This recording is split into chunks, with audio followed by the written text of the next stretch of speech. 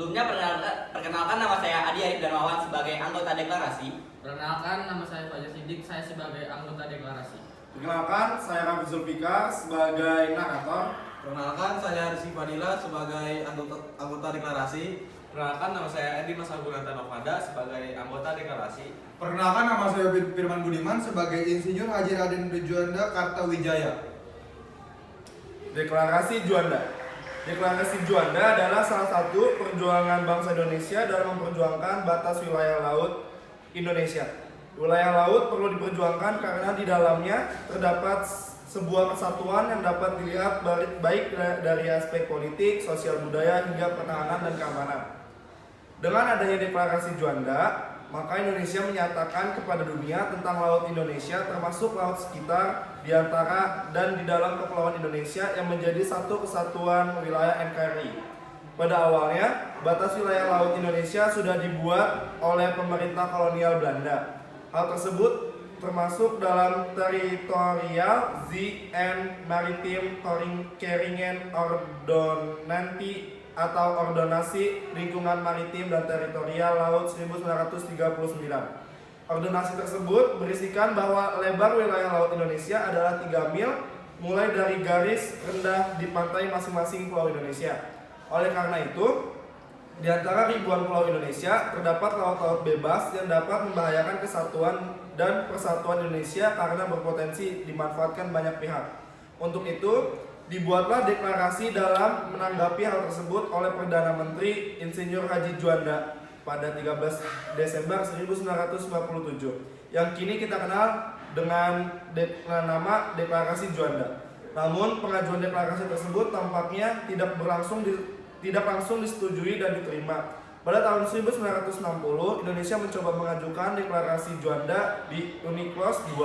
Pengajuan tersebut belum berhasil hingga pada 18 Februari 1960 dibuatlah landasan hukum yang kuat terkait deklarasi tersebut. Sayangnya, hal tersebut tak lantas membuat deklarasi Juanda berlangsung, melainkan masih ada yang menentangnya. Setelah memperjuangkan selama bertahun-tahun, akhirnya deklarasi Juanda diterima oleh dunia dan sudah tercantum dalam Konvensi Laut PBB atau United Nations Convention of the Law of the Sea atau UNCLOS pada tahun 1982. Namun secara resmi deklarasi Juanda baru diakui dan diratifikasi oleh 60 negara pada tahun 1994.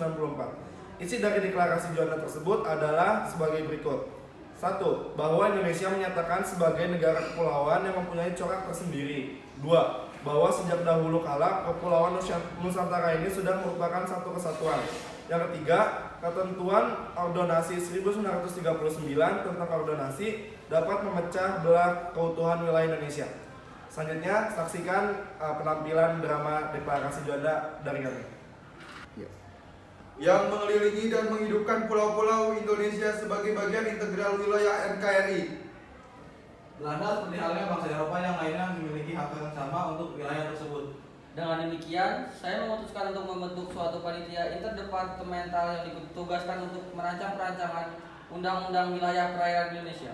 Dan saya sendiri sebagai pemimpin interdepartemental, saya akan menjalankan tugas rancangan Undang-Undang Kepulauan Indonesia. Saya sangat setuju dengan apa yang disampaikan. Terlebih lagi, Indonesia akan mendapat dukungan dari negara-negara lain. Saya tidak setuju dengan apa yang disampaikan. Apakah akan ada keuntungan bagi Indonesia? Saya sangat setuju dengan apa yang dibicarakan oleh Anda. Baiklah, saya akan membacakan isi dari deklarasi ini. 13 Desember 1957. Dengan ini menyatakan 1. Bahwa Indonesia menyatakan sebagai negara kepulauan yang mempunyai corak tersendiri. 2. Bahwa sejak dahulu kala Kepulauan Nusantara ini sudah merupakan satu kesatuan. 3. Ketentuan Ordonansi 1939 tentang ordonansi dapat memecah belah keutuhan wilayah Indonesia. Di sini saya akan menjelaskan tentang Jakarta Informal Meeting 1 dan 2. Jakarta Informal Meeting merupakan sebuah kebijakan yang diambil oleh Indonesia dalam upaya menyelesaikan konflik Kamboja dan Vietnam. Jakarta Informal Meeting 1 bertujuan sebagai media yang mempertemukan pihak-pihak yang bertikai di Kamboja. Jakarta Informal Meeting pertama berlangsung di Istana Bogor pada 25 sampai 28 Juli 1988. Jim pertama lebih ditujukan untuk memediasi kubu-kubu yang bertikai di Kamboja. Kedua, segera setelah gencatan senjata diikuti penarikan pasukan dan persenjataan Vietnam dari Kamboja paling lambat tanggal 30 September 1989. Kamboja dan Vietnam adalah negara tetangga yang telah lama berselisih. Puncak konflik keduanya terjadi saat Vietnam menginvasi Kamboja dan menggulingkan pemerintahannya.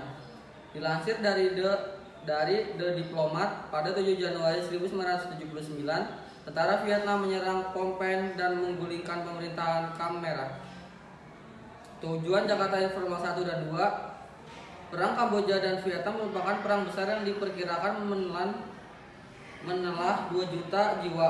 Konflik ini memicu Indonesia untuk turun tangan melakukan shuttle diplomasi, yaitu Indonesia sebagai perantara akan menemui kedua belah pihak yang berselisih untuk mengusahakan perdamaian.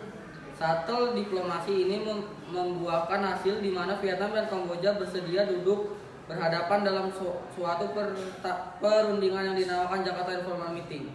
Jim bertujuan untuk mengakhiri konflik bersenjata atau perang antara Vietnam dan Kamboja. Hasil dari Jakarta Informal Meeting 1 dan 2 adalah: yang pertama, gencatan senjata di seluruh wilayah Kamboja.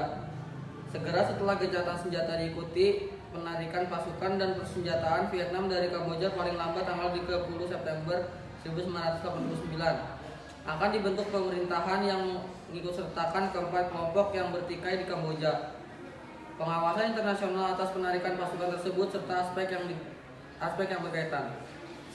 Cukup sekian dari kelompok kami, kurang lebihnya mohon dimaafkan. Wassalamualaikum